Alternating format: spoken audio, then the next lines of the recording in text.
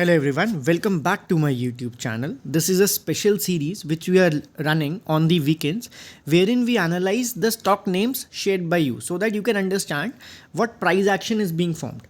So if you are watching this video or on this channel for the first time and you are watching this video, you can also comment the stock name under any of the videos which we upload on YouTube. We'll analyze that stock for you and share it again as a small video. In this way, you will be learning a lot of price action. You will be getting to know what we did for the last 5 years and where we have reached and how market has taught us. ठीक है, so हर एक video में we try that we give you some learning. Now this stock is taken over by Shoaib. So Shoaib, this analysis is for you. The stock name is Jubilant Ingrevia. इस stock को देखकर सबसे पहले हम weekly पे चलेंगे. I will show you some understanding on weekly.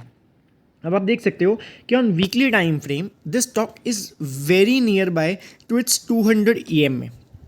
200 EM में works as a big support. लेकिन always remember Shoaib that EMA पे आने के बाद या सपोर्ट पे आने का मतलब ये नहीं होता कि हम उसको इमीडिएटली बाय कर लेंगे. उसको बाय करने के स्टॉक सिग्नल्स देगा आपको एंड उन सिग्नल्स को कैच आपने करना है. सो इस टाइम फ्रेम पे तो हम इतना करेंगे, हम इसमें सिर्फ इसके की लेवल्स आइडेंटिफाई करेंगे. आप देख सकते हो ये जो मैं लेवल आपके सामने आइडेंटिफाई करने जा रहा हूँ, ये लेवल पहले भी एक इम्पॉर्टेंट की लेवल है. कैसे? ये स्टॉक वीकली बेसिस पे यहाँ पे पहले भी स्टॉप हो चुका है. So this is an important level, that is clear.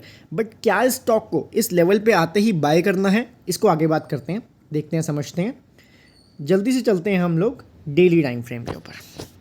ठीक है, तो ड्राइंग्स को रिमूव नहीं करते, हम इस ब्लैक वाली ड्राइंग को रिमूव करते हैं सिर्फ. अब देखो what most of the retailers do a mistake is, retailers क्या करते हैं, they don't let the trend change. वो क्या करते हैं, स्टॉक जैसे ही सपोर्ट पे आता है उसको बाय कर लेते हैं. पहली सपोर्ट ये थी, व्हाट हैपेंड, सपोर्ट टूट गई.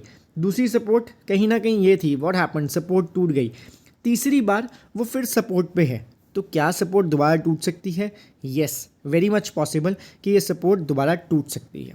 तो एक स्टॉक को ट्रेड किया कैसे जाए? मुझसे किसी ने पूछा था कि सर आप कहते हो सपोर्ट टूटती रहती, कैसे पता लगेगा that stock is tradable right now? So I called it a good question and let me answer that. ठीक है, अब इसका आंसर करते हैं. फर्स्ट ऑफ ऑल आपको पहला इंडिकेशन जो आपको देखना चाहिए वो है आपका ट्रेंड लाइन का, मेजर ब्रिक वॉल का ब्रेकआउट. ये एक मेजर ट्रेंड लाइन है जो स्टॉक फॉलो कर रहे हैं. अब ये बनेगी बहुत ऊपर जाके, तो कैसे इसमें अर्ली सिग्नल्स ले सकें, कैसे इसमें अर्ली सिग्नल ले सकें, तो हमें इसके लिए इसका लास्ट रेजिस्टेंस देखना है. लास्ट रेजिस्टेंस कौन सा था? यहाँ पे. कैसे हुआ लास्ट रेजिस्टेंस? स्टॉक नीचे गिरा, इसने ऊपर जाने की कोशिश की लेकिन यहीं से नीचे गिर गया. सो जो लास्ट रेजिस्टेंस होता है at least that point is required to be crossed, और उस पॉइंट के ऊपर हमें क्लोजिंग चाहिए होती है. अगर आपको बहुत दूर मिल रहा है की लेवल तो आप लास्ट रेजिस्टेंस देखोगे इसका, सॉरी कुछ चला गया, तो आप उसका लास्ट रेजिस्टेंस देखोगे. अब हम ड्रॉ करते हैं ये लास्ट रेजिस्टेंस का एरिया एंड देखते हैं क्या निकल के आता है. पहले हम ड्राइंग्स को डिलीट करते हैं अपनी, सो दैट हमें एक लास्ट रेजिस्टेंस का एरिया निकल सके. एक सेकेंड मुझे टाइम दो, मैं इसको डिलीट कर दूँ. ये हमारे सामने नहीं, ये हो गया हमारा सारा डिलीट. अब हम इस लास्ट रेजिस्टेंस के एरिया को हाईलाइट करेंगे. ये लास्ट रेजिस्टेंस कैसे हुआ कि स्टॉक ने यहाँ पे ऊपर जाने की कोशिश की थी लेकिन फेल हो गया, तो at least this area should be crossed. And आप बहुत बढ़िया चीज़ देखोगे कि पहले स्टॉक ने इसी एरिया में सपोर्ट ली, अब वो उसी एरिया में रेजिस्टेंस भी फेस कर रहा है. तो पहली इंडिकेशन तो ये रहेगी, सबसे पहली इंडिकेशन, क्या उसने अपने लास्ट रेजिस्टेंस एरिया को जो उसने प्रीवियस हाई था क्या उसको क्रॉस किया? The answer is no. तो हम वेट करेंगे एटलीस्ट कि ये स्टॉक 2870 को ऑन अ सेफर साइड 2900 को क्रॉस करता है, तब जाके हम इसमें एंट्री ढूंढनी शुरू करेंगे. ठीक है, अब मान के चलते हैं कि ये स्टॉक ऊपर की तरफ क्रॉस कर गया.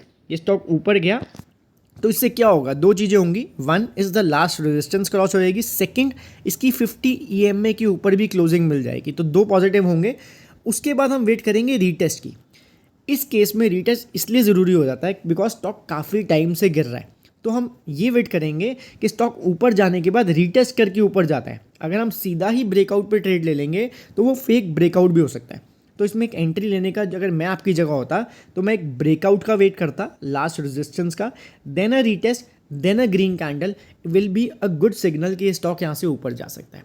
तो आई होप आपको समझ आई होगी कि स्टॉक को, गिरते हुए स्टॉक को हम कैसे बाय कर सकते हैं, क्या हमारा बाइंग सिग्नल हो सकता है। और अगर आपको अभी भी समझ नहीं आया तो आप कमेंट्स में बता सकते हो, एंड कमेंट्स में ये ज़रूर बताना कि आपने इस वीडियो से क्या सीखा। ठीक है, I will see you guys in next video, till that time take care, bye bye.